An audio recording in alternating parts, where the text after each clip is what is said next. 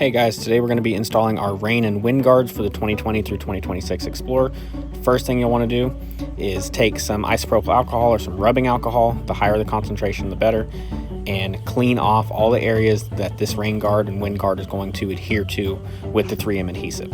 As you can see, I'm wiping down all of this rubber piece here. It won't touch all of it, but we're going to wipe it all down anyways just to make sure it's clean for wherever it is touching. Also do the one on the back.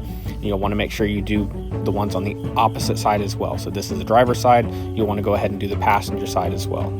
Next, what you'll do is you'll tack up your piece, remove a little bit of the red strip to give access to the adhesive, stick it all down. You'll do this on all four corners. Now, as you can see, I'm pulling off this red protective tape.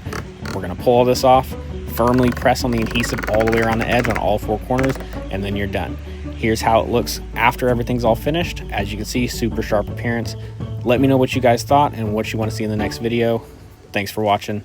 Leave a like.